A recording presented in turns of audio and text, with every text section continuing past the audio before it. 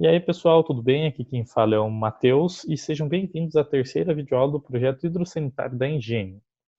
Então, como falei, essa daqui é a nossa terceira videoaula já. E hoje a gente vai estar vendo a parte final do dimensionamento do sistema de água fria, certo?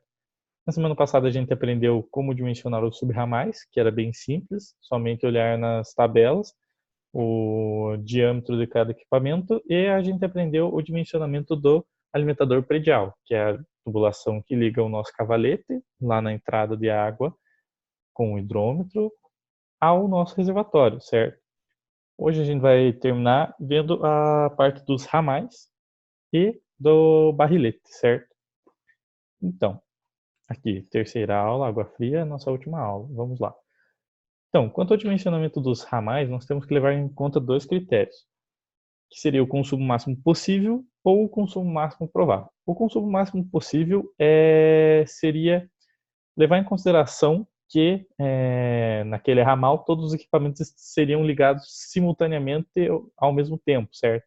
Com todos eles funcionando, tendo as suas respectivas vazões, tudo no máximo possível mesmo. Não tem como gastar mais água do que isso. Já pelo consumo máximo provável, leva em conta que, tipo, você não vai utilizar todas as peças ao mesmo tempo.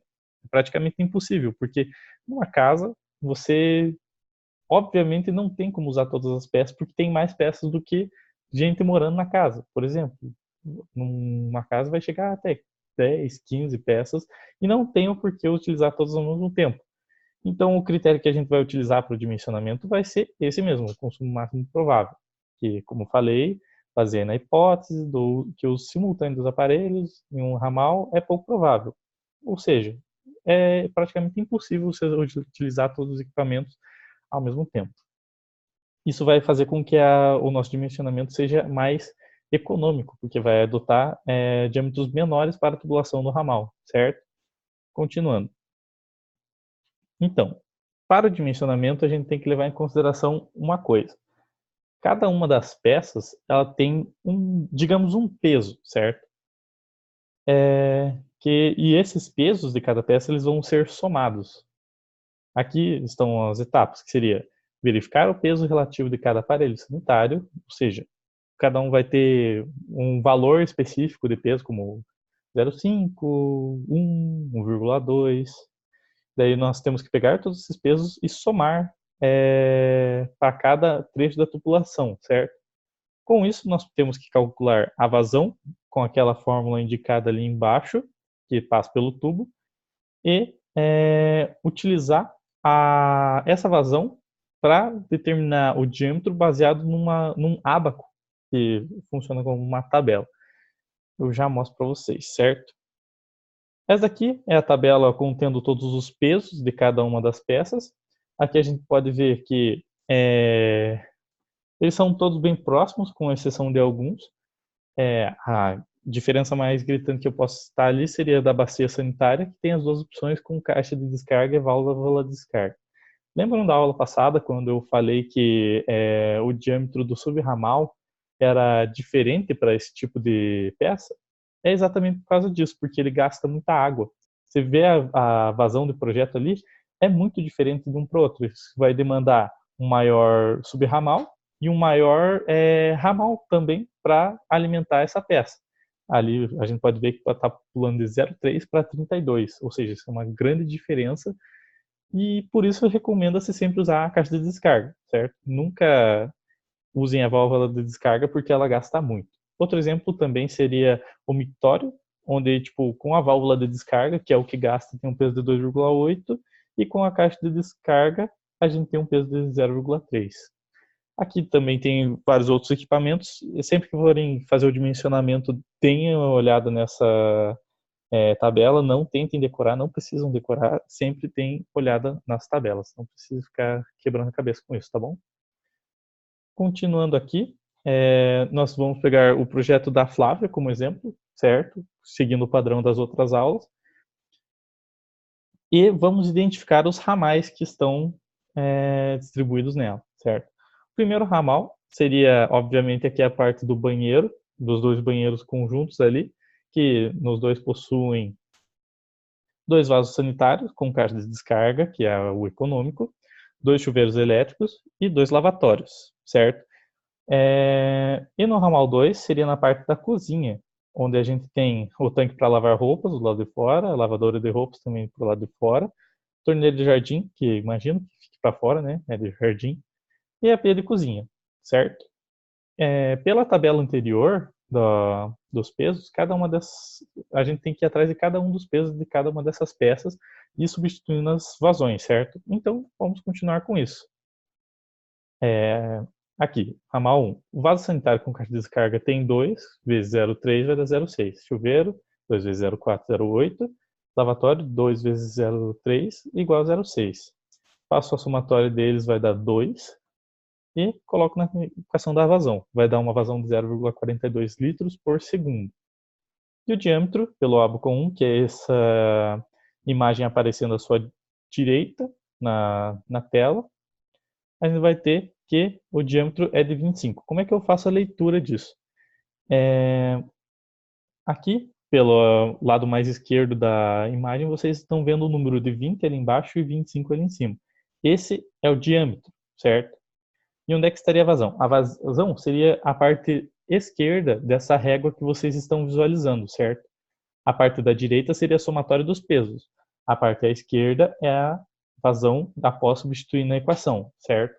Como ali o valor de 0,42 deu bem no limite da linha do 0,20, foi escolhido o de 25, porque como são dois banheiros e tipo há chances de ser utilizado duas peças hidrossanitárias ao mesmo tempo, como dois chuveiros, um chuveiro e um vaso sanitário, foi jogado para 25, que é o maior, para não ter falta de água em nenhuma ocasião, certo? Então, vamos continuar. Se vocês não entenderam, busquem como ler esse ábaco. Ele não é difícil, eu só não consegui colocar ele inteiro no slide, porque senão não ia conseguir visualizar os detalhes, porque ele é muito grande. No material que eu disponibilizei na primeira aula, tem as tabelas. Lá vocês vão encontrar essa tabela inteira e eu peço que vocês vão lá dar uma conferida para ver como é que lê. Lá tem todas as informações, tipo, todas as legendas, tipo, do lado esquerdo, lá embaixo vai estar um Qzinho indicando vazão, do outro lado um P indicando os pesos. Pelo menos eu lembro, eu acho que tem. Enfim, não é difícil, busquem atrás e vocês vão entender. Tá bom? Aqui, já indo para o ramal 2, nós temos que o tanque de lavar roupas com 0,7, lavadora com 1, torneira de jardim 0,4 e pia de cozinha com 0,7. A somatória disso deu 2,8, substituindo na equação da vazão deu 0,5. Pelo ábaco aqui, vocês vão na parte da vazão pelo lado esquerdo dessa régua, vão até o 0,5 e na parte do diâmetro bateu no 25. Pelo lado direito da régua, vai dar exatamente nos 2,8 que ele marcou ali. Se vocês forem na linha dos diâmetros, já vai dar no diâmetro de 25. Ok? Então, pelo ábaco 1, temos diâmetro de 25 milímetros. Agora, dimensionamento das colunas. Se vocês lembrarem da primeira videoaula, as colunas de distribuição são aquelas tubulações que ligam o reservatório com os ramais de distribuição dos apartamentos. Porém, como aqui é uma residência de um andar só, essa coluna não é tão grande. Então, ela não vai ter uma coisa chamada perda de carga. A perda de carga, que seria a energia do fluido dentro da tubulação em escoamento, vai se manter muito parecida do que quando ele saiu do reservatório. Então, eu não preciso me preocupar tanto com essa tubulação por enquanto. Se eu fosse uma tubulação, uma edificação maior, com vários pisos, eu teria que me preocupar com essa perda de carga, que ela aumenta com o comprimento da tubulação, certo? Aqui nesse caso, para um fator de segurança, a gente pegou o diâmetro de 32 milímetros. Porém, mais para frente, eu estou pensando em fazer uma aula a mais, ensinando como utilizar uma planilha do Excel para achar a perda de carga em edifícios maiores. Ensinar esse dimensionamento por tabelas para edifícios maiores. Não necessariamente uma casa, mas só que para vocês entenderem o que seria essa perda de carga bem certinho, para vocês não ficarem perdidos quando aparecer um projeto maior. Mas isso é uma coisa para uma outra aula, tudo bem? Vamos continuar. Aqui, o dimensionamento do barrilete. Pelo método Hunter, a gente vai fixar a perda de carga da tubulação em 8%. Essa perda de carga que eu falei anteriormente, ela pode ser considerada como uma porcentagem da energia total que o líquido tem. Ao a gente fixar 8% de perda de carga, a gente considera que ao sair do reservatório, até chegar aos pontos de abastecimento dos equipamentos, ele vai perder 8% da energia que ele teria, certo? Então a gente tem que majorar essa vazão, ou para que quando ela chegue no ponto, ela seja 8% menor. A vazão ela pode ser considerada um dos tipos de energia do fluido. Então a gente majorando ela para cima e ela perdendo no caminho com uma tubulação, devido ao atrito dentro da tubulação, ela chega no ponto com a intensidade necessária que ela precisa ter, certo? Então a gente vai majorar a vazão com 8% a mais, e a gente vai ter que considerar a vazão como no método dos pesos anterior, certo? O peso, o somatório dos pesos acumulados, como já falei, e daí nós utilizamos não o ábaco 1, mas só que sim o ábaco 2 para determinar esse diâmetro do barrilete, certo? Aqui, continuando pelo método Hunter, temos que a somatória dos pesos é soma do peso do ramal 1 e a soma dos pesos do ramal 2. Seria 2 mais 2,8 igual a 4,8. Substituindo na equação da vazão, a gente vai ter a vazão de 0,66 litros por segundo. E, majorando, nós temos que a vazão tem que ser 0,71 litros por segundo saindo do nosso reservatório, ok? Agora, a gente tem que vir aqui pelo ábaco 2, que é daquele nome bem facinho ali, o Far, Ripple, Resial, não sei falar, mas tá aí, certo? Esse ábaco ele funciona um pouquinho diferente. Aqui, essa régua ou linha da esquerda seria a perda de carga expressa em números decimais, e não em porcentagem. A linha do meio, essa régua do meio, seria a linha da velocidade dentro da tubulação, ok? E a linha da direita, com essa régua, seria a vazão, certo? O que eu tenho que fazer nesse caso?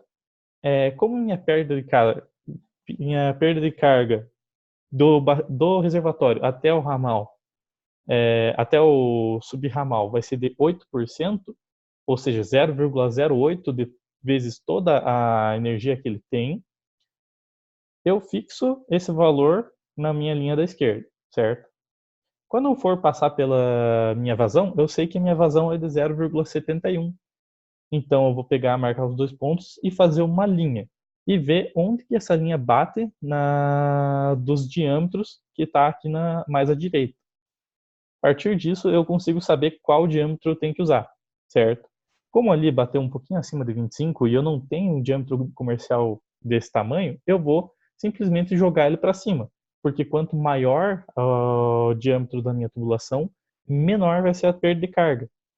Então, eu vou estar majorando a minha vazão a um ponto de que eu sei que ela não vai ser aquele valor de perda de carga. Por exemplo, eu estou jogando que vai ter 8% de perda de carga, mas só que na verdade vai ter 3%, certo? Isso só por ter aumentado o diâmetro da nossa tubulação. Então a gente nunca vai pegar um valor abaixo disso, mas sim acima, para diminuir a perda de carga, ok? Aqui a gente pegou o diâmetro de 32 milímetros por esse hábito. Eu repito, se vocês não entenderam essa etapa, eu peço que vocês vão atrás disso. Tentem ler o memorial de cálculo que eu mandei na primeira aula também. Ir atrás desse ábaco completo, que também está no material disponibilizado na primeira aula. E vídeos no YouTube, procurem no Google. Não tenham medo de procurar, se vocês não entenderem. Ok? Então, vamos continuar. Aqui a gente tem o resumo do dimensionamento. com alimentador predial de 25 milímetros, subramais, como a gente viu, depende do aparelho, ramal 1 com 25 milímetros, ramal 2, 25 milímetros, coluna 32 milímetros e o barrilete também com 32 milímetros, ok? Uma outra coisa que eu posso mencionar agora do porquê não foi pego 20 milímetros no ramal 1, não sei se vocês lembram, mas é que na hora da venda dessas tubulações, geralmente eles cobram mais barato por maior quantidade de mesma tubulação que vocês pegam. Daí, como aqui a gente tem três subsistemas, digamos assim, que vão utilizar esse diâmetro, ficaria mais barato na hora da compra do que pegar três diferentes. Então, tenham esse bom senso na hora de dimensionar o projeto hidrossanitário, tá bom? Aqui, concluímos o nosso sistema de água fria. Alguns dos conceitos dessa última aula são um pouco mais complexos, talvez vocês não entendam de primeira, mas só que ficaria muito, mas muito complexo tentar explicar tudo o que acontece com o fluido, com a água dentro da tubulação para vocês nesse tempo. Então, eu vou mais ensinar tecnicamente como vocês fariam, e o conceito vocês vão ir adquirindo ou com o tempo dentro da faculdade, ou vocês podem ir atrás agora. Eu recomendo que vocês vão atrás agora, para que vocês entendam o conceito que vocês estão fazendo e melhorem as suas ações quanto a isso. Mas, por enquanto, é só. Agora aqui com água fria concluído, na semana que vem, não, na próxima aula, a gente vai ter a primeira aula sobre o dimensionamento do esgoto, tá bem? Que já é um pouquinho mais simples, eu considero, e não vai ter tantas aulas quanto esse. Enfim, obrigado e até mais.